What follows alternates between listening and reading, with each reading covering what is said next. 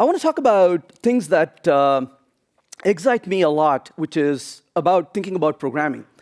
And if I think about what I really like doing, there are two things I probably enjoy the most in my life. And one is, of course, writing code. And the other is to hike mountains. And one of the reasons I like to hike mountains is it gives me an opportunity to be away from computers and gives me an opportunity for me to spend some time thinking about programming again. And that's one of the things I enjoy, really, is to think about what we do and how we can do better. And over the years, I've been excited about the paradigms of programming and how we can actually improve what we do. And in all honesty, when I started programming, I really got interested in it for the science and engineering and the math in it. But what really kept me as a programmer for nearly 35 years now is really the art in programming. And I would sometimes sit down with code and spend sometimes 3 hours, 4 hours, 5 hours just working on a piece of code to make it just a little bit more elegant. If I can remove 3 or 4 lines of code from it without losing the readability, that would really excite me a lot. And so I really admire languages' capabilities a lot, and what languages can provide for us is very important to me. But of course, we all are seeing changes ahead of us. And what I'm going to talk about today, there are a few things you can currently do in Java fairly well. And there are a few things I'm going to talk about today you cannot do in Java right now, but you will be able to do that maybe within the next 2 or 3 releases. And maybe a few things I'll talk about that will happen in the maybe 6 or 7 years from now. But what's exciting is Java is changing very rapidly. And I'm honestly really happy for that, because I was one of those guys on the other side of the picket line constantly complaining that Java sucks. And for me to be here to praise the language, actually, I think it deserves every bit of that merit, because the language itself has evolved so much better for really good reasons over the past several years. So I want to talk about how things are changing so fast, and things change really fast in the world of computers, we say. Well, it reminds me of an experience. I was walking through with my son through the stores, and we were talking about how things evolve. We talk about how computers were back in time, and then how we have seen so many different types of computers and devices to things we are using today. But as I was walking with him in the store, I came across this correction fluid. And I said, hey, look, there's a correction fluid. And as a curious child, he asked me, what's a correction fluid? And I told him, oh, correction fluid is what you use when you type on a paper to make a correction to it. You put this white on it and then retype on it. And then he said, what does it mean to type on a paper? And then I told him, oh, this is exciting. When Dad went to college, he had to write an honors thesis, and Grandma actually typed it for your dad, and then using a typewriter. And then he said, "Oh, what's a typewriter?" And that's when I realized how disconnected we are from the past. And I ran home before he could get home, went into my closet, and hid the floppy disk I had, because I never want him to see this. And the point is that we have lived over the past several years where we see technologies come and technologies disappear. It's just amazing for us to live this day. And I'm just curious, what are we going to see in the future as we go through? But there's a lot of changes that's happened in the past 50 years or so. And there are going to be more changes ahead. So I'm always curious, with all the things changing around us, what are we seeing in programming? Well, I always like to run into friends who talk about how mainframes were once upon a time, where the machines would occupy rooms like this size and generate more heat than you can imagine. And now, of course, we have all that processing power on a small device like this, probably even more power on this. And this really intrigues me. And the reason it intrigues me is I travel around the world, and everywhere I go, I see people on their devices, using the devices. And I always pause and take a look at what they do with the devices. And I'm here to tell you what I found to be the consistent use of these devices.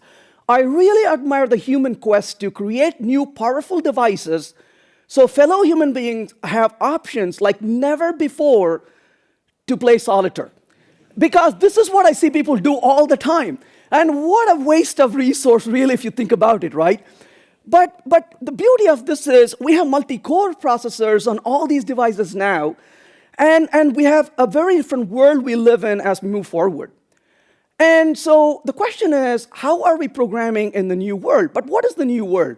We are no longer developing applications for our employees to use. We are developing applications for real-world customers to use. That's a very different scale. We're talking about big data. We're talking about large volume of data. We're talking about receiving data from flights as the flights are in motion. We're talking about social media feeds. We're talking about stock data being processed. We're talking about watching atoms in movement. So the point really is, with all this capability, how are we programming in the new century? And I found a lot of us do this. And you're like, really? And this is kind of scary, isn't it? Because as the world has changed drastically, have we really kept up with our programming languages and what we do? Well, sure, we are trying to change it, but is it at the rate at which we want it to change is the question. And one of the things I'm always scared about is not just writing code using the semantics of verbosity, but what happens, how many of you work from home? Oh, quite a few of us. Very dangerous, right? Because if you have a kid running into the room while you're coding, you want to immediately shut the laptop. Otherwise, they look at this and say, that's what you do for a living? And they never want to take after a profession, isn't it? Because that kind of verbosity scares the heck out of anybody, isn't it? So that's not where we want to be in general. So what can we expect moving forward? What should we expect moving forward? Well, some things are fundamentally hard to change, and they're so much the way they are. For example, languages we're programming are Turing complete, and I'm thankful for that. Well, there's so many varieties of them, but Turing completeness doesn't talk about elegance. Turing completeness doesn't talk about efficiency. Turing completeness doesn't talk about performance. Turing completeness simply says, well, you can solve this problem in this language, a general purpose language. It doesn't talk about any of the other variety of things we need to really care about. And we still are dealing with von Neumann bottleneck in terms of processors and the capabilities we are dealing with. And as we work on to move towards future, I'm beginning to rethink about this quite a bit. I grew up in the world of parallel computing. My dissertation was related to parallel computing, but I'm beginning to think maybe we've gone overboard with it. Maybe concurrency is not the right solution, given the fact that we are moving towards such a distributed cloud computers. Maybe concurrency is not as important as we thought once. Maybe asynchrony is more important. And Java has always been strong on concurrency, but asynchrony is something we are beginning to see more and more in terms of the JVM and the implementations. We talked about things like Project Loom that's going to be really doing things in this direction. Maybe there's a possibility out there for us to think about. Well, let's think about this for a minute. At the speed of development we talked about, we always keep hearing people say things change really, really fast. So let's think about things changing really fast for a minute. What year was object-oriented programming introduced? Well, it turns out it was introduced back in 1967. It was introduced in 1967 by Dahl and Nygaard, two Norwegians, and they came up with this initial idea and presented, hey, we could really program with objects. So this was 1967. And when did object-oriented programming become mainstream? Like everybody quietly used it. I remember being a very young programmer and constantly reading about these fighting. Object-oriented programming rocks. Object-oriented programming sucks. This will never succeed. Oh, this is lovely. And then suddenly, nobody was complaining. Nobody was talking about it. And they were quietly coding away. And that year was about 1990, give or take a few years. But if you really think about it, 1967 to 1990, what is that, about 23 years? If OOP was a human, it had a terrible childhood. Nobody cared about it. Until it was 23, hey, handsome, you want to hang out? And this is just unbelievable. It took 23 years for something to become mainstream. Well, what year did functional programming, was it introduced? Well, we know that one of the first functional programming languages was Lisp back in the 1950s. But if you really think about the mathematical underpinnings of it, lambda calculus, When did that get introduced? Well, everyone here knows of Alan Turing. This was Alan Turing's professor, Alonzo Church, who introduced lambda calculus in 1930s. And if you really think about it, a good 80 plus years later, we are just getting warmed up. So when people tell me that things change really fast in our field, I always ask the question, what are you smoking? Because things don't change as fast as we think it does. We just want to think that it changes. In fact, we change at a snail's pace in reality. And to the point of frustration, if you will. But I was thinking, why are things so slow in changing? Why does it take so much time for us to really change? Why is the adoption curve really slow? I mean, you could ask, one of the favorite things for me to ask in conferences is, I would ask people, what version of Java are people using?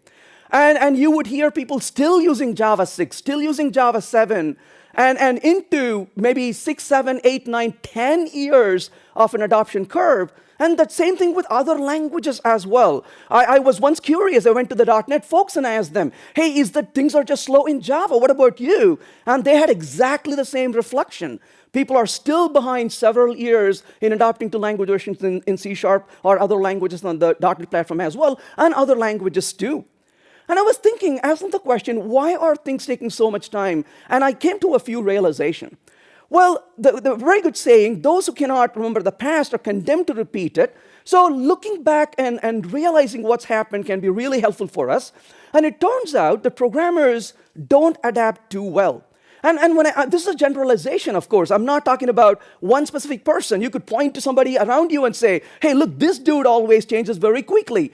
And in fact, I would argue a lot of us are exceptions to the rule, but we are not really the masses. There are, maybe 15 million programmers out there for every person in this room who is not going to change as much as we want to change.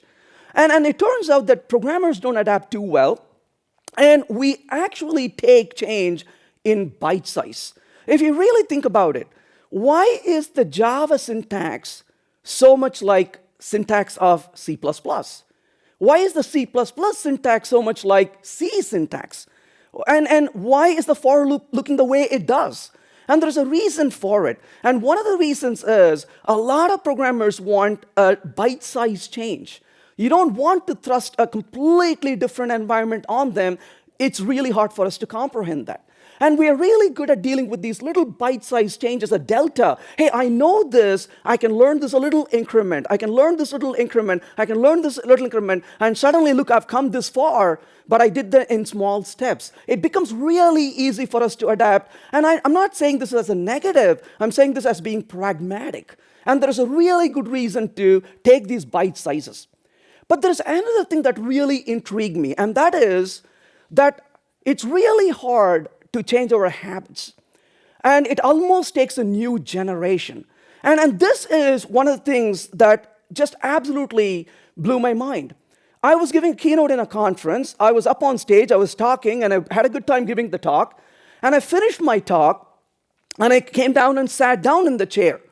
And there was a very nice young lady sitting next to me, and she looked at me and said, hey, that was a really nice keynote. Thanks for coming and giving the talk. I said, absolutely, I'm delighted. Thanks for coming here. And then she said, can I ask you a personal question? I said, no, we don't do personal questions. Thanks for coming, we're done. And she said, no, I really enjoyed your talk. I really admire what you said. Please answer this one question for me. I said, I'm really not good in personal questions. I would rather not. And she said, no, please, this once. I said, okay, fine. What's your question? And then she said, what year did you graduate from college? I said, no, we're not doing this. And she said, no, please tell me. I'm just curious. And then I said, okay, fine. And I told the year. And before I said this, she said, she graduated 2 years ago with a master's program, and she's been working for 2 years.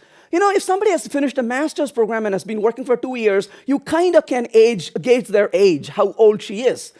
And then she said, what year did you graduate? I said, I told the year. And the minute I mentioned it, her just face blossoms and says, really? That's the year I was born. And I looked at her and said, could you please do me a favor? And she said, what can I do for you? I said, could you please get my cane from there? I need help walking.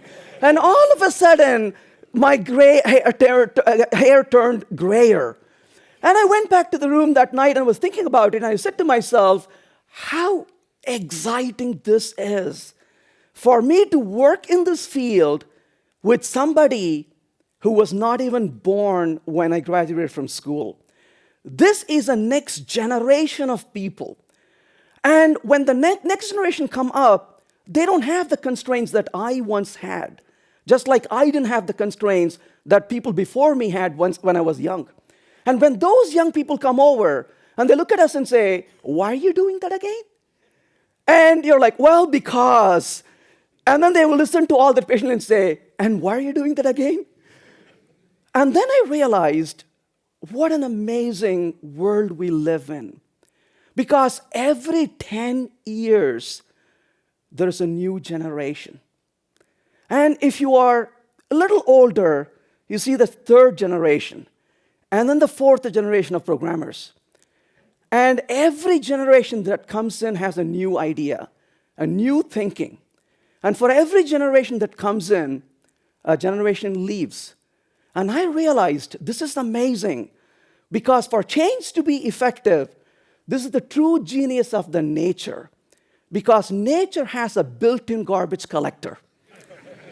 And it just pushes things away for the new things to come in.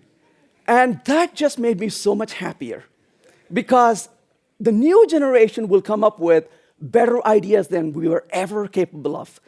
And that's what you're seeing in languages as well, because we are talking about one language right now. But honestly, it's not the same people working on those languages.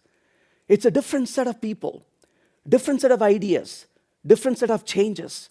And the reason a language is vibrant is because you got newer people coming in and putting their ideas into it. And that, to me, is absolutely phenomenal.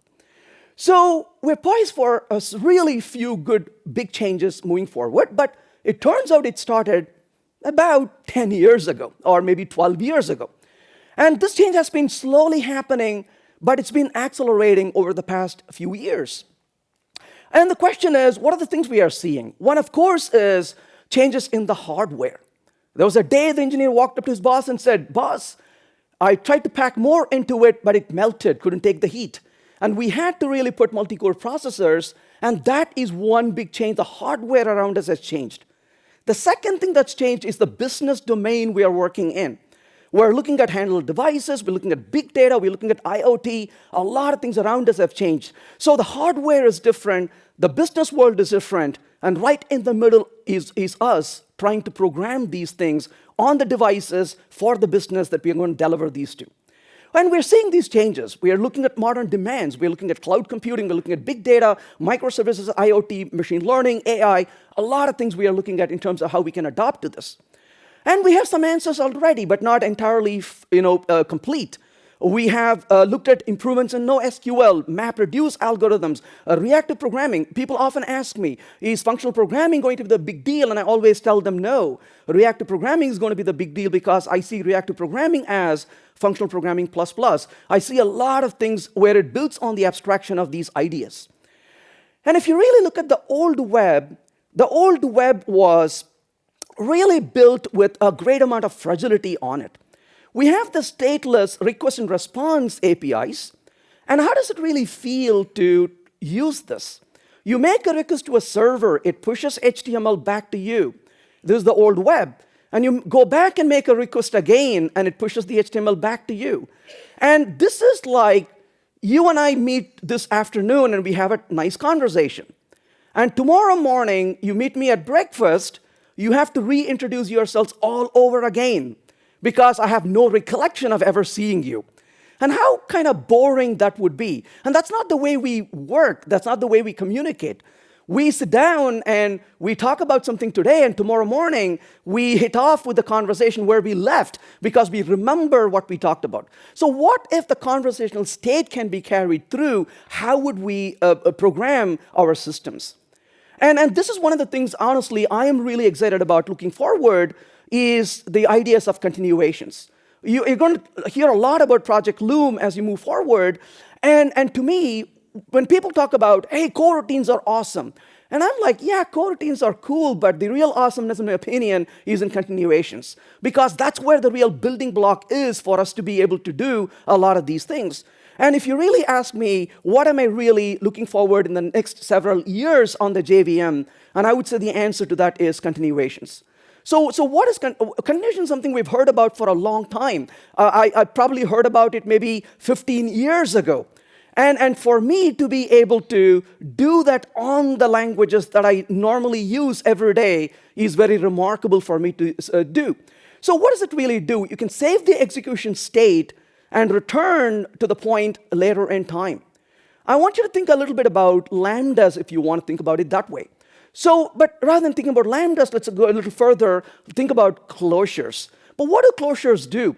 A closure can carry a state with it. So a closure is a function that can carry a state with it. And as a result, what if you make a call to my function, and when you make a call to my function, I'm going to return a data back to you, but instead of returning a data to you, what if I return a tuple to you, where the tuple is going to be the data plus a closure. And once you consume the data, you can call into the closure, and suddenly I can start executing from where you left. And this can be completely abstracted by the language and the API, so we don't even feel it. I'm going to give you a little example. I'm not saying this is a continuation, but I want to give you an example that kind of shows how it feels like to be able to write code like this. I'm going to give you an example here in JavaScript. I know that's a bit scary, but we can actually learn from other languages, including JavaScript as well. So here's a little example. Let's say I want to create a little function right here, and I'm going to call this one as let's talk. And this let's talk function simply says, I'm going to provide as a function, let's just start with a very little thing. I'm going to say init. So we all know generally how do functions work. You call a function, there is an entry point into a function, and typically there is an exit point from a function. Well, in good programming, we try to keep a single exit point, but in other programming, we could have multiple returns, and depending on the logic, you may return from any of those exit points. But typically, we have one single entry point into functions. But the question to ask, this is what I love about programming, is asking the question, but why? Why should there be a single entry point into functions? If you look at languages like Erlang, for example, it turns out there could be multiple entry points into functions. But not just the entry point alone. What if you can just have a conversational state in a function? How would that then feel? So for example, I'm going to say a constant response of let's talk, and I'm going to start iterating through here on a response this function is going to return. But what is this function going to return? It simply says yield, and I'm going to simply say hello for now. But of course, this is a syntactical sugar here in JavaScript. I'm going to simply say, go ahead and call the init, and when you get the response, I want you to display the response for me. Like I said, I just want to show this as a how does it feel kind of an example.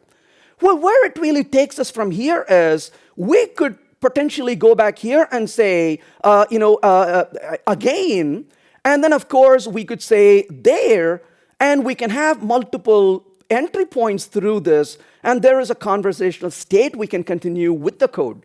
So in other words, how does it feel to be able to jump right into the middle of a function and execute right in the middle of the function rather than having to get back into the beginning of the function? And you can continue for this as much as you want to, and then you can say yet again, and then of course you can continue providing a lot more yield points into this, and as a result, you can be having this conversational state. But what if we can do this for a lot of different code we can perform? What if the web will turn into something like this, where we can return from a web call, but we can go right back to where we came from to continue with this particular process or conversation? And it can start changing the way we program, not just the web, but almost everything else we program can start changing very differently. And in all honesty, this is something that I'm absolutely excited for, to see where this leads us in terms of how we fundamentally change the way we program, given a new set of tools we can make use of at the particular instance. Well, that's one thing that I'm really excited about, is to think about continuations and how that can work. But a language should make simple things simpler and should really make hard things more manageable. And I'm really particular about it. Because when you're sitting and writing code, when you're struggling with a piece of code, you ask the question, why am I doing this? Now, if you really think about it, we live in a very different world today than we did 15, 20, 30 years ago. Today, we live in a world where you have people working with you and they are thirsty for ideas, and you tell them, oh, you could do this. And then the colleague is like, really? How would you do this? Let me show you. And the minute you say, let me show you, you realize you got to write 70 lines of code to show you. You're like, never mind, let's talk about this after lunch. You want to be able to quickly prototype things and show how things work, because to me, programming is a series of mini experiments. And that when that light comes through your mind, you want to carry that forward and say, hey, look, here's a potential, here's how this works. And seeing it inspires people to say, whoa, that's pretty awesome. I think I can take this idea now and carry this into production. So that kind of prototyping is extremely important, and I want languages to make that possible for us, and that really comes down to less ceremony. So how can we really reduce ceremony and make things better for everybody to use the language? So languages must promote higher level of abstraction, they must promote composability, and also they should promote declarative style, because these tend to really provide that kind of facility to develop the languages moving forward. So the very first thing I want to talk about here is expressiveness. And I have to say that Java is a lot more expressive today than it was maybe 10 years ago, even 5 years ago. And it is more expressive now. With every release of Java, Java is more expressive. And in honesty, this is something that I'm absolutely excited for, because expressiveness makes me happy, because I can focus on my code rather than on the ceremony. So as an example, what if we were to do something like this? You're going to see something like this in Java 12, but I'm not showing Java here, but I'm going to show this example here in Kotlin just to see how this feels like. So I'm going to write a process function. Let's take a value input integer. And what I'm going to do here is use a little pattern matching syntax, if you will. And I'm going to simply say else. I don't have a clue what I'm working with here. I'll simply say whatever. But I'm going to call process over here. And what if I send a value of 1? Call process here, send a value of, let's say, 15. And I want to work with these values. I could say 1, and I'm just going to simply print out a silly 1 to say, I got a value of 1 on my hand, and I want to display it. So all that I'm doing here is, of course, showing that this is a value of 1 that I've really received at this point. And as a result, you can see the output tells you that for a 1, it's 1, but whatever, it's whatever. But the beauty of this is, what if I can quickly work through some of these details? I'm going to say 13 to maybe I can say 19. And then I can say, if it is in those range of values, then what am I going to say? I'm going to simply say teen to say that this is a value which is within a teen. What if languages can provide me such capabilities where I don't have to work on writing a ceremonious code? Let's think about this a little bit further to see where this can take us in terms of expressiveness. When you're programming in a language, you want to be in sync with the language. I always say, whether it's a tool or a language, you are in sync with it where you're not even thinking what you're doing, and you are in good step. This is like finding the perfect love, isn't it? You complete the sentences for each other, you say the same things, and you go to the same movie, enjoy. I want the language to be in love with me, not just me in love with the language. And I want that kind of mutual love with each other. So when it comes to this, what if I want to change this a little bit here? What if I want to say this as any, just for a minute, just to entertain the thought for a minute? So I'm taking any value. But I'm going to ask the question, is it a string?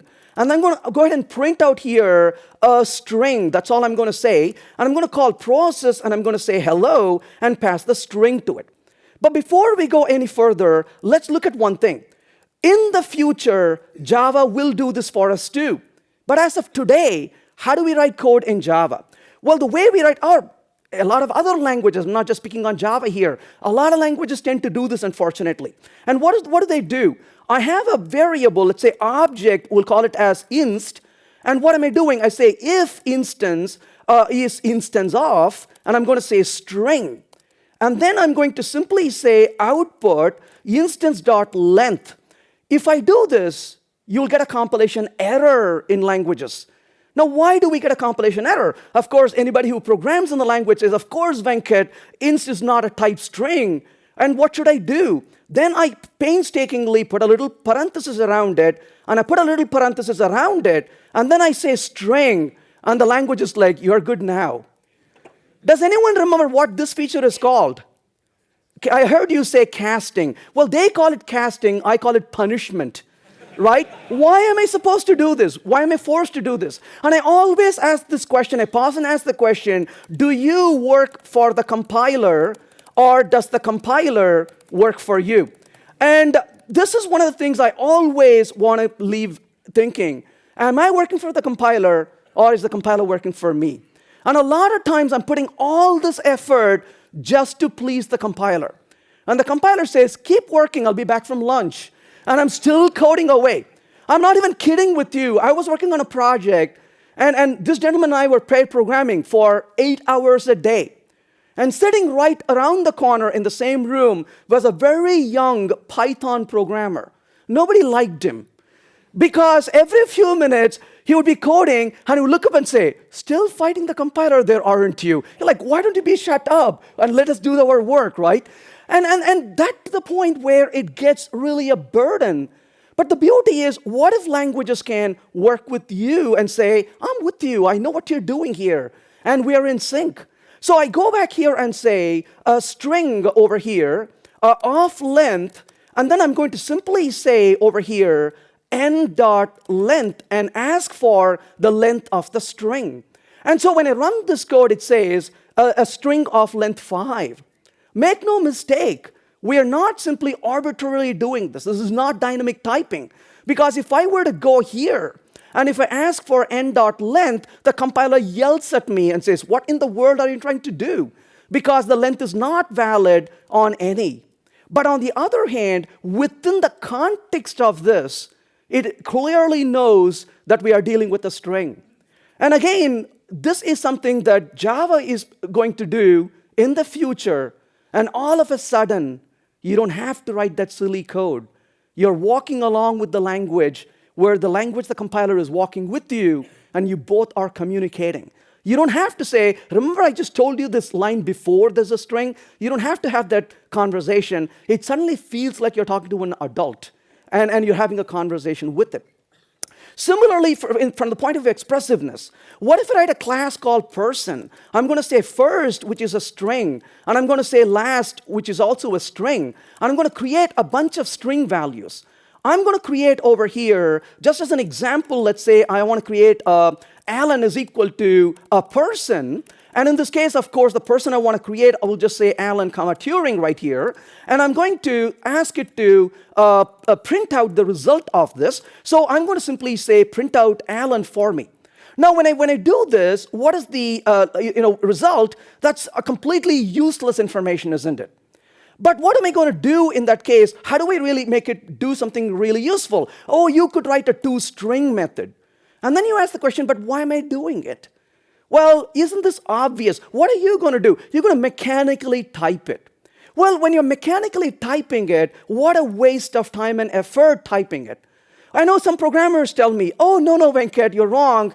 When it is so mechanical, we never type it. We gently right-click on it, and the IDE vomits the rest of the code for me. And what happens when it vomits? You still have to live with that vomit for the next 7 years. But why? Why are we vomiting in the text file when this is so obvious? Shouldn't the compiler be generating in the bytecode than we doing it? So what if I go here and say, this is a data class, you do the rest for me? Like what? Write a toString method, write a equals method, write a hash code method, write a few other things for me. And again, Java will be doing this in the future. But this is removing a lot of boilerplated code, so it doesn't burden us, the programmer. So we don't have to really spend the time and effort maintaining that code when it can be done for us. So the code can become a lot more expressive. The code has to be composable, of course. Composability is a very important feature, and Java does this really well already. But once again, I'll quickly show you an example here. I'm going to say numbers over here is equal to, and I'm going to create a list of, and I'm going to create a list of numbers over here, 1 to 10. And I'm going to say numbers, well, let's say val result is equal to, and I'm going to say numbers to begin with, but I'll go ahead and ask it to apply a filter. I'll say dot filter. But what am I filtering here? Oh, is even. Tell me if the number is even. Then I'm going to perform a map operation. Take the value and double the value for me. And then once I double it, what do I want to do? Just call the sum on it. And then when I'm done with it, of course, I want to print the result value that I have at my hand, so I can simply say print the result. What in the world is even? I'm going to say is even is a function that takes an integer. It returns a Boolean, but what I'm going to do here is to simply say called. We'll come back to that in just a minute. And I'm going to simply return n mod 2 is equal to 0, let's say. So when I run this code, the result, of course, is going to be a result of whatever the computation is, in this case, a 60. But I'm going to go back here and say done for a second, but I'm going to go ahead and put this called just to illustrate the fact that this code is actually calling that method over and over as you would expect it to do. But ignoring that for a minute, if you look at this code, this is very highly expressive and it's composable. You are able to walk through the code. The code begins to read like the problem statement. Of course, you look at this and say, hey, I can do this in Java too. Absolutely. And that's what really got me excited about Java when I saw that it can do something like this in the language. But of course, beyond composability, make no mistake, there's a lot of languages that are composable, but they're not efficient.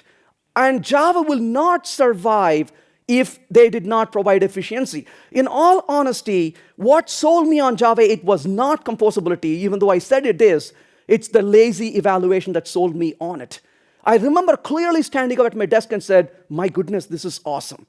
Well, the reason I said that was I'm used to composability in other languages. Ruby did this, Groovy did this, Scala did this, a lot of languages did this.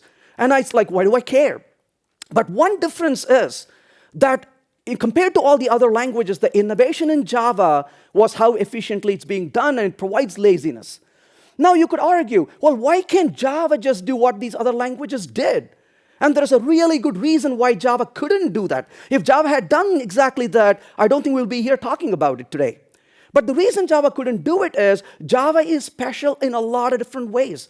It's one language that is so much unique in this world. It's a language used by 9 million programmers in the world, or maybe it's more today. But think about it for a minute. When 9 million programmers use your language, and out of which 1 million people know where you live, you have to make decisions very differently. And that is the reason why Java took the time to do. You know, I was talking to somebody recently, and this person was saying, oh, I've been working on Project Loom for so long. It's going to take a few more years. And I said, don't hurry, please. Because I saw what you guys did for Java 8, and I couldn't be happier. So there's no reason to rush, because when you're done with it, I know it's going to be that good. And that's what I really want, is a solution that's not half-baked, but one that we can really stand by and make use of. And efficiency is extremely important in that regard. So going back to this code, as you can see, when you look at this code, my goodness, look at that. It's calling all that function over and over. What if I don't call the sum operation? And when I run the code, it is still executing every one of them. That's not efficient. And this is what sold me on Java. When I saw this in Java, I said to myself, now I understand why they put stream on it, because they want us to know it's a semantical difference. The S in stream is for semantical difference right there. But on the other hand, though, I'm here in Kotlin, I can say as sequence, you have to really trigger that and say, yeah, don't bother. I want a lazy evaluation. Don't waste your time computing it. And so as a result, you can switch back and forth depending on what you want. If you do want the computation to be eager, you can exercise it eagerly in Kotlin. If you don't want the computation to be eager, you can also do that. So the language gives you a choice at this point, but you have to make a wise choice based on what you really want. But that kind of efficiency is very, very important. And one other thing that I care about a lot is, moving forward, like I mentioned earlier, I'm absolutely excited about asynchrony. And I think that more than parallelism, as much as my heart is in parallel programming, more than parallelism, I think we're going to be doing a lot more asynchrony. And this is one of the reasons why the future development in Java is so exciting for me, because I think we're going to do something phenomenal moving there. But at the same time, though, I want to emphasize, I don't want seamlessness. I want almost seamless. And the reason I emphasize almost seamless is when you're dealing with semantical differences, you still want the programmer to be aware of what they are doing. Hiding it so much that the programmer doesn't realize what they're doing is really problematic. The programmer feels cheated at first point, and second, it's error prone. And I've honestly worked in languages where it's so seamless.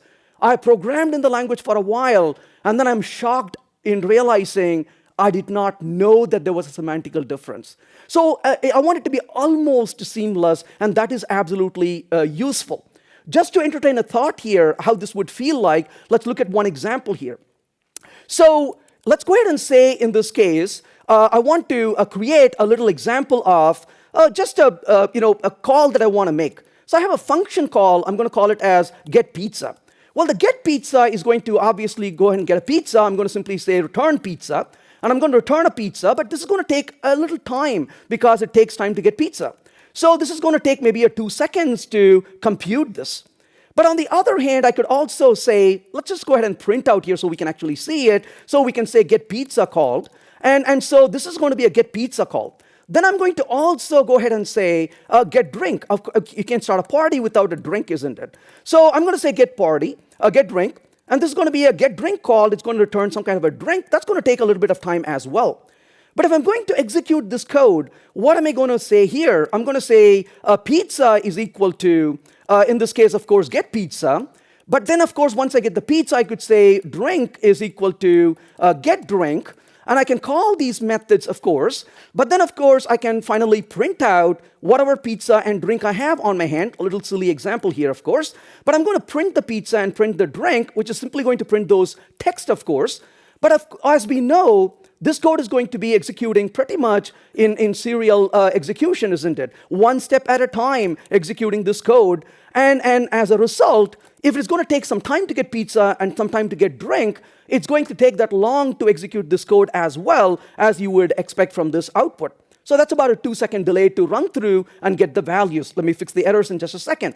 So that's going to take really the time it needs to execute this piece of code. And what can I do to minimize this kind of computation? Wouldn't that be nice to really throw it off and say, you go execute this, and I want non-blocking call? So the whole point about asynchrony to me is non-blockingness. I don't want to be blocked on this call and wait on a response. I want to just set this off and run, and when the result arrives, I want to carry on and move forward and do things. So given this, what can we do with an example like this? So if I were to execute this one, of course, let's see what the error says here, if I can find that very quickly. So in this case, let's see, okay, it's still taking the time here. Does anyone see the error? I don't see it yet, but let's see. Oh, it's not happy with the fund. Let's see where I am actually in this case. Yep, so I'm not sure, but anyway. So if I were to run this code, let me see if I'm able to see the error here on the command prompt. And then, of course, otherwise, I'll just talk about it. There we go. That's the reason. It's a null and null. So where is the execution here? So I'm going to call the getPizza function, execute the value, and get the result back from it. So what if I were to run this asynchronously? How would it feel like to be able to run these code asynchronously? Well, one of the things that you can do in languages is simply fire up and say, run this async. So by executing it asynchronously, you can say, I don't want to block on this call, fire off and do the work for me. And then, of course, you can specify, I want to await on this. There's a lot more you have to provide for this in here to launch it, but you get the gist of what it is trying to do. So you can ask it to perform an operation, and you say, set this off and let it run. I don't want to block on the call, but when the response comes back, I want to take the response and execute it. Now, these ideas are not new. This has been around for a long time.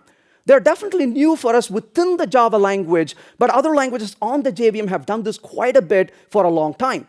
But this is what I was talking about, almost seamless. It still gives me a clue that I'm actually trying to do something asynchronously, but at the same time, I don't have to really spend a lot of time and effort. And so where does this really go? One of the things that I really begin to appreciate is the structure of code. So what if the structure of code can be about the same, irrespective of what you do in terms of your implementation model?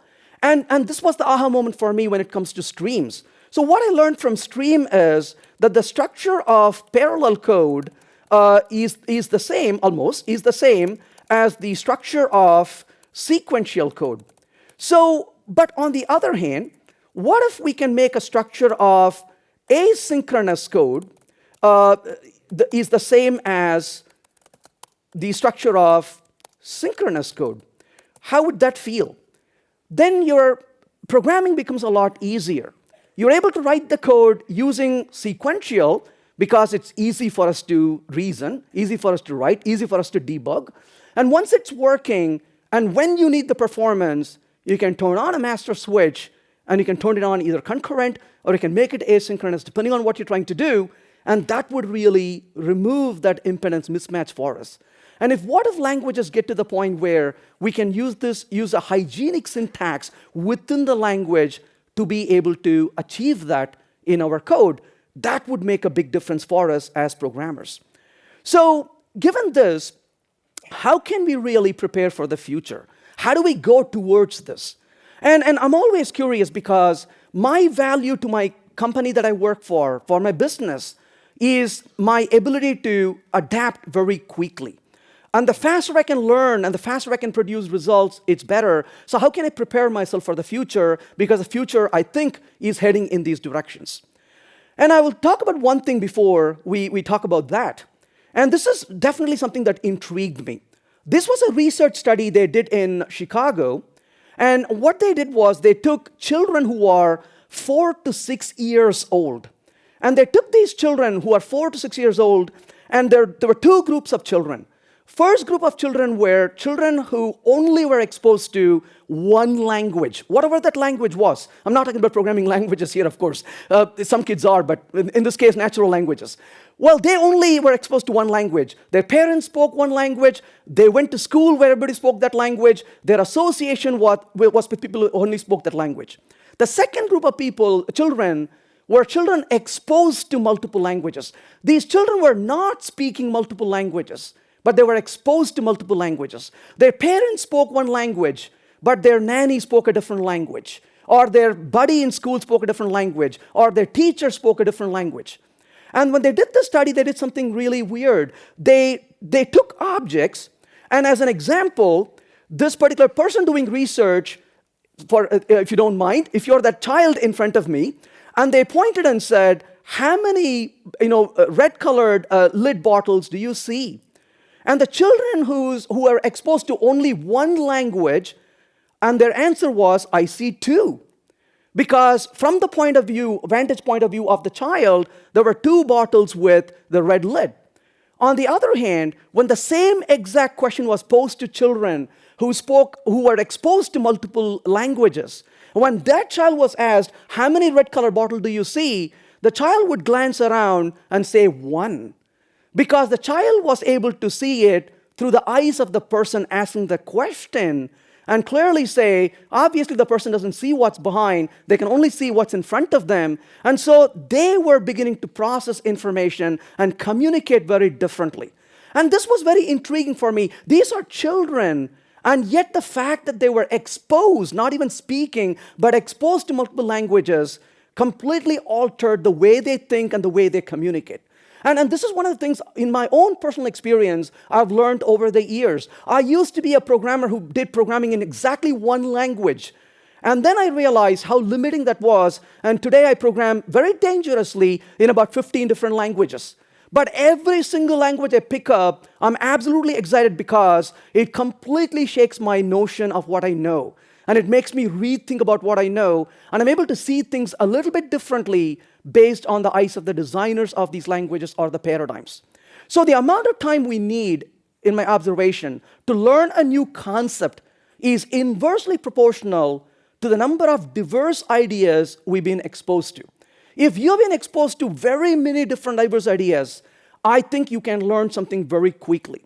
But if you are exposed to fundamentally a few ideas over time, and every single new idea that we are exposed to becomes an uphill battle, because our brain refuses to accept it, our brain refuses to even acknowledge it, and the transition is incredibly difficult. So I'm absolutely selfish. I want to reduce the time for me to adopt new technology. I want to deliver value quickly to my business, and as a result, I found that one way I can actually do that is to diversify my knowledge portfolio almost constantly every single day, if you will, and that really helps quite a bit. So learn different languages, that would be my recommendation, but not to use them all, because that's dangerous thought to have, to use a lot of different languages on a project. So I learned languages not to use them, but to be able to adapt the changes quickly and easily as the language that we use evolve as time goes on. So every time we spend time learning something new, when the language we predominantly use evolves, it becomes incredibly easy to adapt to it very quickly. So I'm going to say, please don't wait for the future, because I think it's already here. Thanks for the opportunity.